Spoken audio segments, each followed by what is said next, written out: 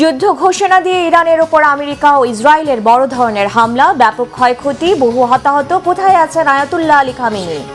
পাল্টা হামলা চালাচ্ছে ইরান ও ইসরায়েল সহ সৌদি আরব, কাতার, কুয়েতের মার্কিন ঘাঁটিতে মিসাইল হামলা। জ্বলবে কি গোটা মধ্যপ্রাচ্য? যুদ্ধ বন্ধে আফগানিস্তানের আলোচনা প্রস্তাব নাকচ করে দিয়েছে পাকিস্তান। চলছে পাল্টাপাল্টি সংঘাত। লড়াই কে বন্ধ করবে? আসসালামু আলাইকুম, দেখছিলেন Bangla vision world news headline. শেষ পর্যন্ত যুদ্ধের ঘোষণা দিয়ে ইরানে বড় ধরনের হামলা চালিয়ে যাচ্ছে যুক্তরাষ্ট্র ও তার মিত্র দেশ ইসরায়েল। ইরানের রাজধানী তেহরানে খামেনি সদর দপ্তর, প্রেসিডেন্সিয়াল প্রাসাদ ও প্রতিরক্ষা মন্ত্রণালয়ের ভবন সহ বিভিন্ন শহরে চলছে দফায় দফায় বিমান হামলা। হামলায় ইরানের একটি গার্লস স্কুলে শতাধিক শিক্ষার্থীর মৃত্যুর খবর পাওয়া গেছে। ইরানও পাল্টা হামলা চালিয়েছে ইসরায়েল সহ মধ্যপ্রাচ্যে থাকা কুয়েত, কাতার, সৌদি আরব ও বাহরাইনের মার্কিন ঘাঁটিগুলোতে। এমন পরিস্থিতিতে কোথায় আছেন ইরানের সর্বোচ্চ ধর্মীয় নেতা আয়াতুল্লাহ আলী খামেনি ও প্রেসিডেন্ট মাসুদ পেজেকশিয়ান? কতটা ভয়াবহ হতে পারে ইরানে হামলার পরিণতি? গোটা মধ্যপ্রাচ্যে সংঘাতের আগুন ছড়িয়ে পড়বে কি? বিশ্লেষকরা কি বলছেন? সঞ্জয়দা ইসলাম তন্নির ডেস্ক রিপোর্ট। গেল কয়েক মাসের হুমকি আর হুঁশিয়ারির পর শেষ পর্যন্ত ইরানের বিরুদ্ধে যুদ্ধ ঘোষণা করে হামলা চালিয়ে যাচ্ছে আমেরিকা ও তার মিত্র ইসরায়েল। শনিবার ভোরের আলো ফোটার সাথে সাথেই ইসরায়েল ও মার্কিন বাহিনীর যৌথ আগ্রাসনে ক্ষতবিক্ষত ইরানের রাজধানী তেহরান সহ ইস্পাহান, কোম, কারাজ এবং কেরমানশাহ শহর। বিস্ফোরণের শব্দ শোনা গেছে তেহরানে খামেনির সদর দপ্তর ও প্রেসিডেন্সিয়াল প্রাসাদের কাছে। ইসরায়েলি হামলায় ক্ষতিগ্রস্ত হয়েছে ইরানের প্রতিরক্ষা মন্ত্রণালয় সহ গুরুত্বপূর্ণ কিছু সরকারি স্থাপনা। এছাড়া হামলা হয়েছে তেহরানে থাকা ইরানের গোয়েন্দা বিষয়ক মন্ত্রণালয়, প্রতিরক্ষা মন্ত্রণালয়, দেশটির পারমাণবিক শক্তি সংস্থা ও পারচিন সামরিক স্থাপনায়।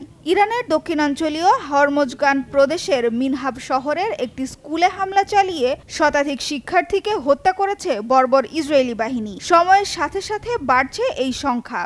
এতে আহত আরও অনেকে। থেমে নেই ইরানও। ইসরায়েল সহ মধ্যপ্রাচ্যের বেশ কয়েকটি দেশের মার্কিন ঘাঁটিতে মিসাইল হামলা চালাচ্ছে ইরান।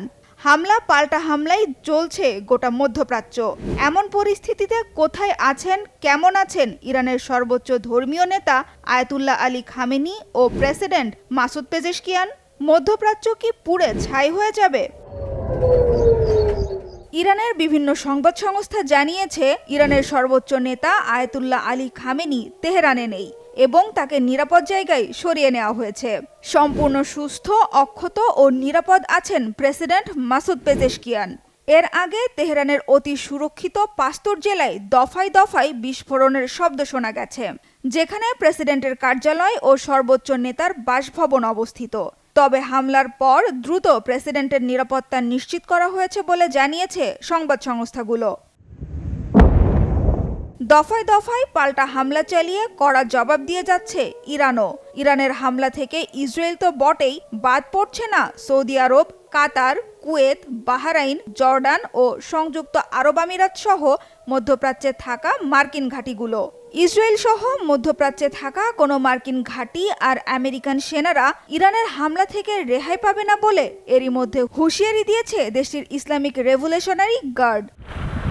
এর আগে শনিবার ভোরে ইরানের আগ্রাসন চালানোর কিছুক্ষণ পরই ইরানের খামেনি সরকারের পতন ঘটাতে প্রকাশ্য যুদ্ধের ঘোষণা দেন মার্কিন প্রেসিডেন্ট ডোনাল্ড ট্রাম্প। হামলার নাম দেন operation epic Fury.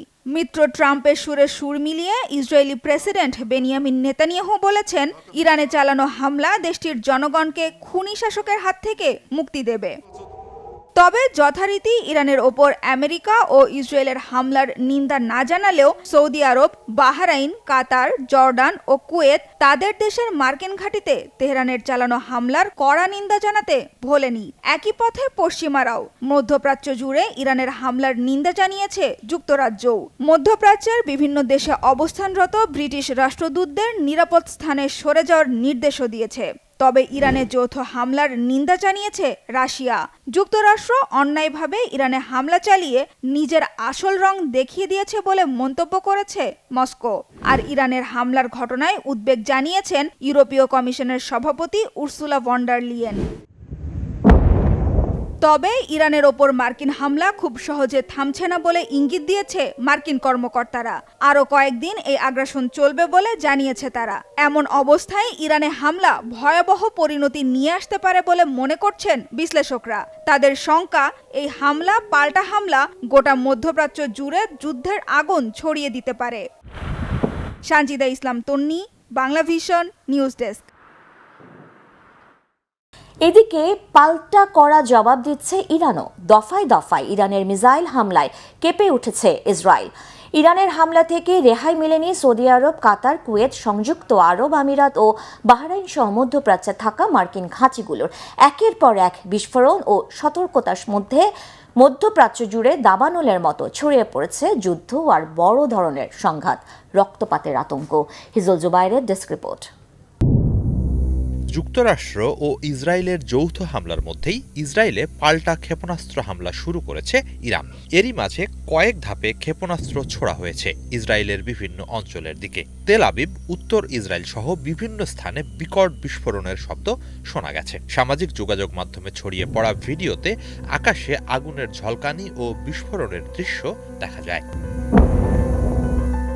Israel defence force IDF জানিয়েছে দেশটির আকাশ প্রতিরক্ষা ব্যবস্থা সক্রিয় রয়েছে এবং ছোড়া ক্ষেপণাস্ত্র ভূপাতিত করার চেষ্টা চলছে। টাইমস অব ইসরায়েলের প্রতিবেদনে বলা হয়েছে, উত্তরাঞ্চলে ইরানের ব্যালিস্টিক ক্ষেপণাস্ত্র হামলার ঘটনা ঘটেছে। আইডিএফ এক বিবৃতিতে জানায়, হামলার মুখে দেশের বিভিন্ন স্থানে সাইরেন বাজানো হচ্ছে এবং সাধারণ মানুষকে দ্রুত বোম শেল্টারে আশ্রয় নিতে নির্দেশ দেওয়া হচ্ছে। সাইরেন শুনে বহু বেসামরিক নাগরিককে আশ্রয় কেন্দ্রের সন্ধানে ছুটতে দেখা যায়। এদিকে সংঘাত কেবল ইসরায়েলেই সীমাবদ্ধ নেই। মধ্যপ্রাচ্য জুড়ে বিভিন্ন দেশে থাকা মার্কিন সামরিক ঘাঁটিগুলোতেও হামলা চালাচ্ছে ইরান। এ অবস্থায় উপসাগরীয় আরব দেশগুলোতে বেজে উঠেছে যুদ্ধের দামামা। ইরানের ফার্স সংবাদ সংস্থা দাবি করেছে, কাতারের আল উদেদ বিমান ঘাঁটি, কুয়েতের আল সালেম ঘাঁটি, সংযুক্ত আরব আমিরাতের আল ধাফরা ঘাঁটি এবং বাহরাইনে অবস্থিত মার্কিন নৌ ঘাঁটি লক্ষ্য করে ক্ষেপণাস্ত্র হামলা চালানো হয়েছে। আন্তর্জাতিক সংবাদ মাধ্যম রয়টার্স ও আল জাজিরা জানিয়েছে, বাহরাইন, সংযুক্ত আরব আমিরাত, কুয়েত, কাতার ও সৌদি আরবে বিস্ফোরণের শব্দ শোনা গেছে। আরব আমিরাতের রাজধানী আবুধাবি ও দুবাইয়ে বিস্ফোরণের খবর পাওয়া যায়। আল জাজিরার এক প্রতিবেদনে আবুধাবিতে অন্তত একজনের মৃত্যুর তথ্য জানানো হয়েছে। এসব দেশ এই হামলাকে জাতীয় সার্বভৌমত্ব ও আন্তর্জাতিক আইনের লঙ্ঘন বলে উল্লেখ করেছে এবং তাদের প্রয়োজনীয় জবাব দেওয়ার অধিকার সংরক্ষিত রয়েছে বলে জানিয়েছে। বাহরাইনের জাফায়ার এলাকায় বিস্ফোরণের পর আকাশে ধোঁয়ার কুণ্ডলী উঠতে দেখা যায়। এই অঞ্চলে মার্কিন নৌবাহিনীর একটি গুরুত্বপূর্ণ স্থাপনা রয়েছে। দেশটির স্বরাষ্ট্র মন্ত্রণালয় নাগরিকদের নিরাপদ স্থানে আশ্রয় নিতে জরুরি নির্দেশ জারি করেছে। কুয়েতে বিস্ফোরণের পর দেশ জুড়ে সতর্কতা সাইরেন বাজানো হয়। কাতারের রাজধানী দোহাতেও একাধিক বিস্ফোরণের শব্দ শোনা গেছে। যদিও কাতার সরকার দাবি করেছে, তাদের আকাশ প্রতিরক্ষা ব্যবস্থা অধিকাংশ ক্ষেপণাস্ত্র প্রতিহত করেছে। অন্যদিকে জর্ডান জানিয়েছে, তাদের আকাশ সীমায় প্রবেশ করা দুটি ব্যালিস্টিক ক্ষেপণাস্ত্র ভূপাতিত করা হয়েছে। আঞ্চলিক নিরাপত্তা বিশ্লেষকরা বলছেন, এই সংঘাত দ্রুত বিস্তৃত হলে তা পূর্ণাঙ্গ আঞ্চলিক যুদ্ধের রূপ নিতে পারে, যার প্রভাব বৈশ্বিক জ্বালানি বাজার ও আন্তর্জাতিক কূটনীতিতে গভীরভাবে পড়বে।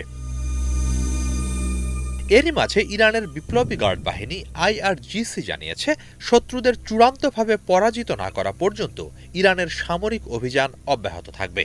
মধ্যপ্রাচ্য জুড়ে ইসরায়েলি এবং মার্কিন সামরিক লক্ষ্যবস্তুগুলোতে ইরানি ক্ষেপণাস্ত্র শক্তিশালী আঘাত হানছে বলে জানিয়েছে তারা। হিজল জুবায়ের, বাংলা ভিশন। একদিকে যখন বড় ধরনের সংঘাতে জড়িয়ে পড়েছে ইরান, আমেরিকা ও ইসরায়েল, তখন বিশ্বের আরেক পাশেও চলছে পাল্টাপাল্টি হামলা। শনিবার সংঘাত অব্যাহত রেখেছে পাকিস্তান ও আফগানিস্তান। আফগানিস্তানের আলোচনার প্রস্তাব নাকচ করে দিয়ে হামলা চালিয়ে যাচ্ছে পাকিস্তান। ইসলামাবাদের হামলায় এ পর্যন্ত ৩৩০ জন আফগান তালেবান নিহত হয়েছে, আর আফগানদের হামলায় পাকিস্তানে নিহত অর্ধশতাধিক। শনিবার দফায় দফায় বিমান ও ড্রোন হামলায় আবারও কেঁপে উঠে দুই দেশের মাটি। আফগানিস্তানের কিলা সাইফুল্লাহ সেক্টরের আলাজিরগা থানা সামরিক পোস্ট, রহিম থানা পোস্ট, খাইবার, উমারি এবং নস্কি পোস্টেও হামলা চালায় পাকিস্তান। ইসলামাবাদের হামলায় 89টি আফগান চৌকি এবং 135টি ট্যাঙ্ক ধ্বংস হয়েছে। পাকিস্তানের ড্রোন ভূপাতিত করার দাবি তুলেছে কাবুল। পাল্টা পাকিস্তানের মিরান শাহ এবং স্পিন ওয়ামে সামরিক ঘাঁটিতে ড্রোন হামলা চালিয়েছে আফগানিস্তান। এদিকে যুদ্ধের লাগাম টানার প্রশ্নে মার্কিন প্রেসিডেন্ট ডোনাল্ড ট্রাম্প পাকিস্তানের সমর্থন জানিয়ে বলেছেন, ইসলামাবাদ খুবই ভালো করছে। যদিও ইউরোপীয় কাউন্সিল সহ সৌদি আরব, তুরস্ক, কাতার উভয় পক্ষকে আলোচনার মাধ্যমে সমাধানের আহ্বান জানিয়েছে। পাকিস্তান আলোচনার প্রস্তাব নাকচ করে হামলা অব্যাহত রাখার ঘোষণা দিয়েছে। এদিকে দুই দেশের রাজনৈতিক ও সামরিক টানাপোড়েনের খেসারত কেবল সাধারণ মানুষকে গুনতে হয় বলে ক্ষোভ জানিয়েছে আফগান নাগরিকরা। তারা বলছে, রমজানে মুসলিমরা একে অপরকে মারছে, এতে প্রাণ হারাচ্ছে কেবল সাধারণ মানুষ। হাফিজুল ইসলামের ডেস্ক রিপোর্টে বিস্তারিত। পবিত্র মাহে রমজানের মাঝেই পাল্টাপাল্টি সংঘাতে উত্তপ্ত হয়ে উঠেছে দুই মুসলিম দেশ পাকিস্তান ও আফগানিস্তানের সীমান্ত পরিস্থিতি। ধর্মীয় ঐক্য আর রোজার সংযম ভুলে গিয়ে চলছে রক্তাক্ত লড়াই। মুসলমানদের জন্য রমজান বয়ে আনে শান্তির বার্তা, অথচ এই সময়ে একে অপরের বিরুদ্ধে যুদ্ধে ঝাঁপাচ্ছে ইসলামী দুই রাষ্ট্র। সীমান্তে গোলাগুলি ও যুদ্ধবিমানের তাণ্ডব জনমনে তৈরি করছে তীব্র আতঙ্ক। সাধারণ মানুষ বলছে, সবসময় তাদেরকেই দিতে হয় দুই দেশের রাজনৈতিক ও সামরিক টানাপোড়েনের খেসারত। ভারত ও ইসরায়েল আফগানিস্তানকে সমর্থন দেওয়ার কথা বলছে, যদিও তারা হিন্দু ও জায়নবাদী রাষ্ট্র। পরিস্থিতি জটিল হলেও বাস্তবতা হচ্ছে মুসলমানরাই মুসলমানদের বিরুদ্ধে লড়ছে, আর বাইরের শক্তিগুলো এতে হস্তক্ষেপ করছে। আফগানিস্তানেরও ভাবা উচিত, কেন একটি জায়নবাদী রাষ্ট্র তাদের পাশে দাঁড়াতে চাইছে। পাকিস্তানেরও উচিত শান্তিপূর্ণ সমাধানকে অগ্রাধিকার দেওয়া।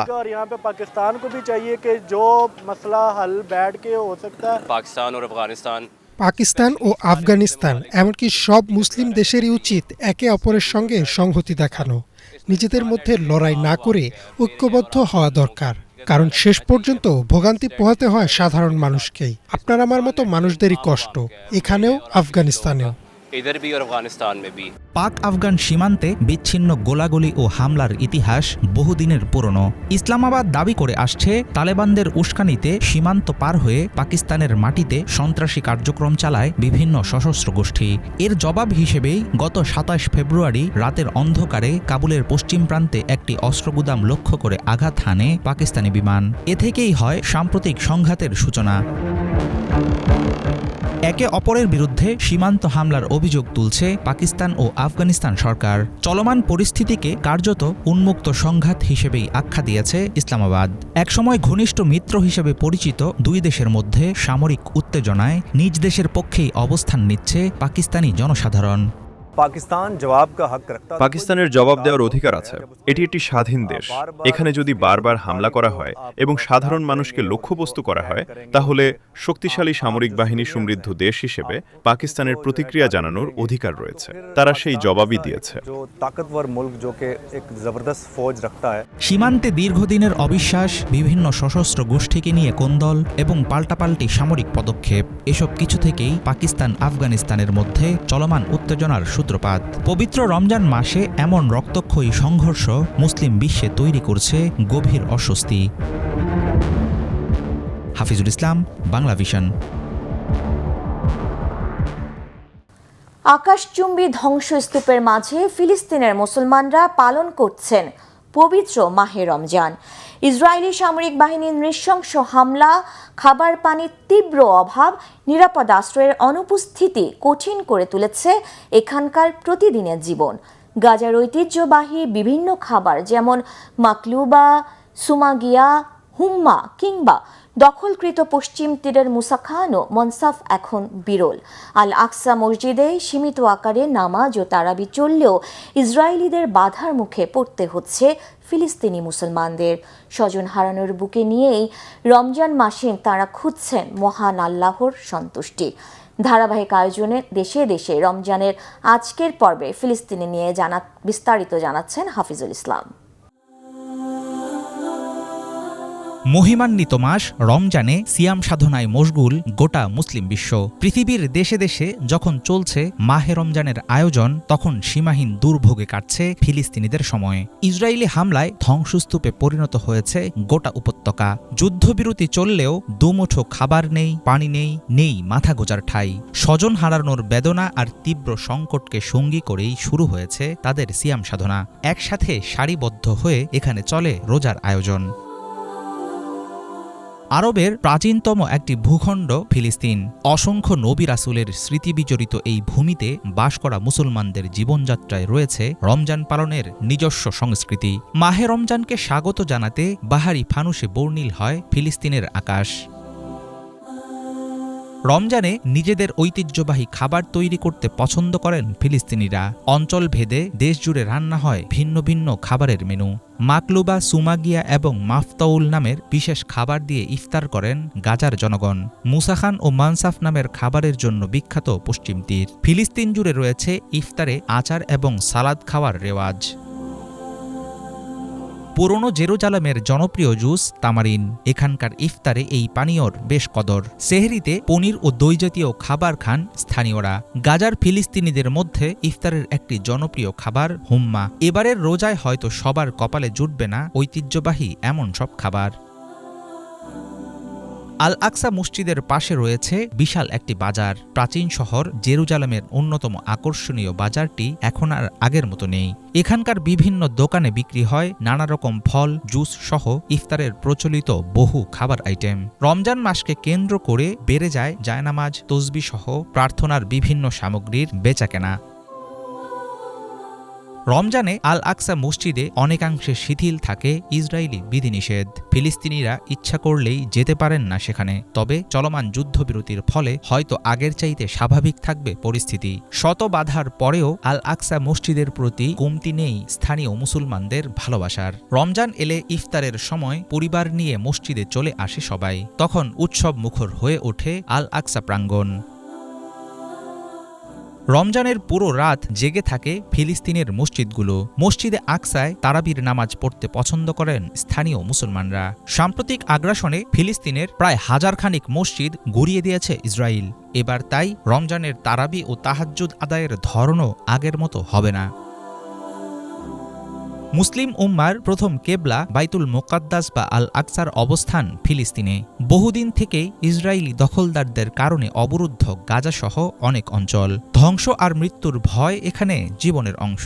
তবে যুদ্ধবিরতির ফলে এবারের রমজান হয়তো কিছুটা হলেও স্বস্তিতে কাটবে ফিলিস্তিনিদের।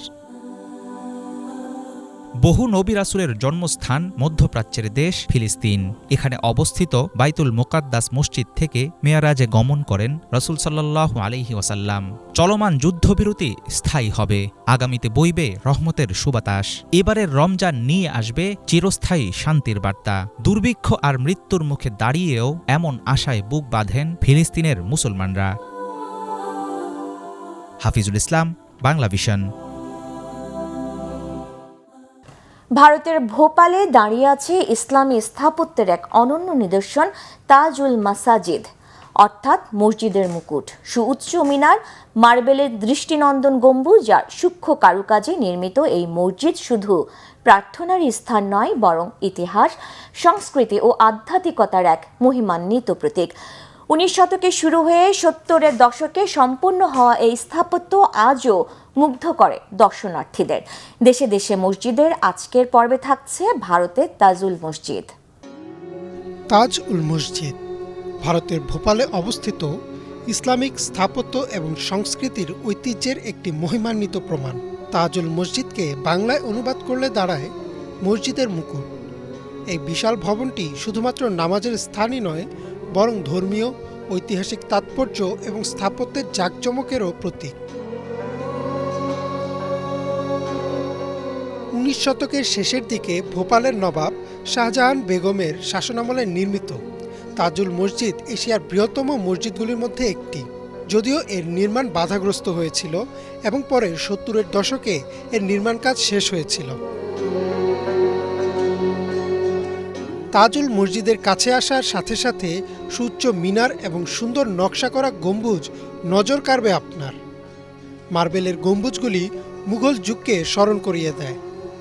সূক্ষ্ম কারুকার্য, ফুলের মোটিফ এবং দেয়াল ও ছাদকে অলংকৃত করা হয়েছে পবিত্র কোরআনের শিলালিপি দিয়ে।